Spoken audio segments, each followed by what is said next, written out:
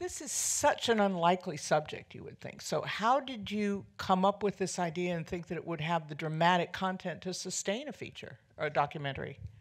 So I was a science fair kid for 2 years in a row, and I competed in the fair that you just saw 2 years, and it totally changed my life, and validated. Which is why you're in movies now. Right, exactly. I was a sociology, so I've always been interested in people. But it taught me at a young age that my ideas were important, and it, during the dark years of high school, validated my passions and my ideas and all that. And then when I became an adult, I realized how important it was to me, and I also just remembered this world so fondly, and I would always tell stories to my friends about, the science fair dance and all these other dorky things that I remember. And, we're investigative journalists, so we were working on a very dark story about fentanyl together, Darren and I told him about this world, and I said I've always kind of wanted to do a documentary on it, and he said let's do it, and 2 years later, here we are. So Darren, how did you two sync with this? Did you have to be convinced that this was a good movie, a good idea? I mean, I thought it had a lot of potential once Cristina told me about it, just because the stories she would tell me weren't so much about the science and that she saw at the fair, but it was these amazing scenes that she would describe, like the science fair dance, and the characters that she met. So I was already really primed to do the documentary. But then we went on a scouting trip in 2016 to see ISAF, and once I went in there, I was totally convinced that this would be an epic subject for a documentary. Was Jeffrey in from the beginning on the scouting expedition, or did they come to you afterwards? Yeah, no, I was not. I mean, I knew these guys were doing it, but I was working on other stuff, and Darren and I had worked together for like a decade or so. So, but I didn't get Cristina's whole pitch. So when Darren had called me, he was like, "I think we're going to need you to help put this thing together." And I was like, "Which thing?" He's like, "The science fair thing." And I was like, wow, we'll see how that goes. It was not, it's to me that's the whole thing. It's like it's not a world that seems full of drama or humor or anything. So, I think as soon as I started looking at the footage of the kids, I was sold, but Darren's not much of a salesman. He didn't need I like to be, undersell or things. It spoke for itself. So Robbie, how did they approach you? By the way, Robbie is wearing one of his shirts. If you can't see, there's Windows. Windows 95. Right there. Yeah. Yeah. It's a classic. So Cristina and Darren met me in 2016 at the ISAF. There's one shot of me in the movie where I have really short hair, and that is when they met. And you were like a foot and a half shorter. Yeah, you look like a baby. yeah, that too. But it was kind of just random chance how they met me, and then after that they decided to keep me for whatever reason, and I was in the doc. And did you think that this was going to be a movie about science, or how did they present it to you? Oh man, I think that they told me it was a movie about science fair, but I mean I never thought that it would be as big as it's been. I think over time, when we would get further into filming, I started to realize that maybe this is actually a legit a legit thing. But at first it was just sure, why not, but it was a really fun thing to be a part of, and I really did love it. For Darren and Cristina, at what point did you enter this process? Because there's some archival footage, and then there's all the stuff that you shot, and you wanted, obviously, to tell the story start to finish. So where did you enter it, and how did you have to backfill? Because while it's an easy movie to watch, it had to be a pretty difficult one to shoot and edit. Yeah, it was kind of a puzzle to figure out how we got coverage of all these different regional fairs when you don't know who's going to qualify. So we started we started scouting in 2016, and from there we kind of placed some bets. So Kashfia, for example, and Robbie, we met at the 2016 qualifying fairs. So they were the horses you were backing here. Right. Yeah. Yeah. Well, then we basically looked for the powerhouse schools. They were the easy ones to identify, the perennial powerhouses like Jericho High School or Dr. McCullough Works. DuPont Manual also just every year just turns out these kids who do really well at the science fair.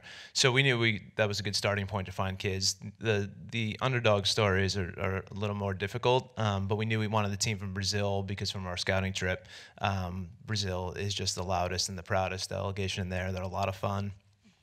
But we also had found out Brazil has their qualifying fair very early, and so we knew who had qualified for ISEF, and we just went through the list. Well, Cristina went through the list and called every single person, and we landed on Milena and Gabrielle because they were doing the Zika research, and obviously that was, a topic that pretty much everybody knew about by this point. And they were just, even though they didn't speak English, a lot of the kids did speak English. We just felt that they lit up the screen in other ways. So, Jeffrey, how hard was it to put together all this material with the time sequencing? I mean, this was, as we saw in the timestamp, sometimes it was a matter of minutes when the judges were coming in, when the doors were being closed. The writing and the editing must have just been a monster to think of that. Yeah, there definitely, like, parts of it were easier. Once you got to, there parts of the film were easy to put together because you're sort of handcuffed to the chronology of the contest. But there are other parts that were really difficult. I mean, the order, we really struggled to try and find the right order to meet the kids, because that section of the movie needs to do a lot of things. You need to meet a lot of kids pretty quickly. You also have to set up the stakes. I mean, you do fall in love with the kids, but we also need to set up the stakes of this competition, that it is this life-changing thing, especially for certain kids.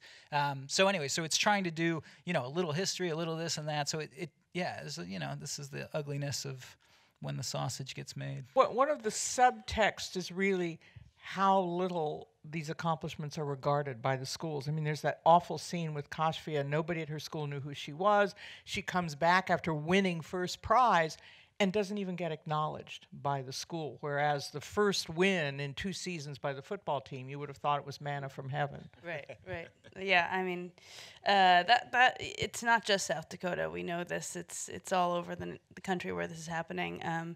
I do think that Coach Schmidt is a great icon and a great model for what a supportive, mentor can look like. He has no idea about anything having to do with science, but yet he agrees to help Kashfia.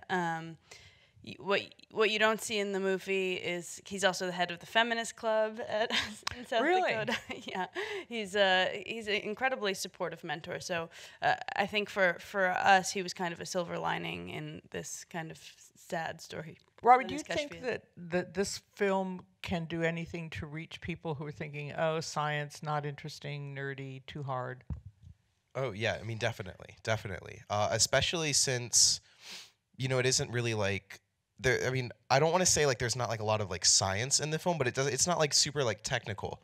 And I think that, it's more accessible. And I mean, science fair is accessible. Like anybody can do science fair.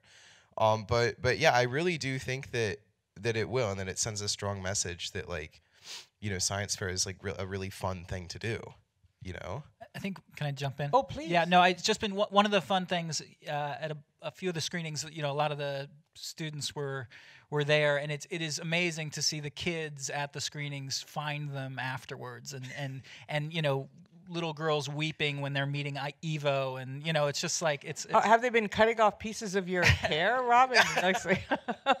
Not to my knowledge. When we had our premiere, there was literally a line of kids like following Robbie around like puppies. Wow. Everywhere he went. This is a good sign. And so, Jeffrey, when you were writing and obviously kind of shaping this film, did you sense that this was the balance you were navigating here with these kids, with the science and with their stories? Yeah, and I mean, I obviously this is, it's about the kids, and the critics, the one thing that sort of gets us when we read a review is that there's not enough science in the movie. And wait, that was a film strip in 8th grade. That's a very different thing, right? What's that? The science was in a film strip in 8th grade. It's this is not a movie intended to teach science. No. I thank you. Yes. No, it's a celebration of these kids and their sort of, curiosity and their their whole effort to sort of push, where science is going. But yeah, it's about the kids. It's like a human story. And it is, science is difficult to celebrate in a way that, sports isn't, it's more watchable, more accessible. And so I think that ultimately is like the great success of this, is to make a science fair competition super watchable, and you're rooting for these kids to win the science fair. I mean, it's like a very simple thing, but it's also like, why it works, I think. Congratulations. It's really charming, and it carries a message and a lot of substance and a lot of heart. So thank you all.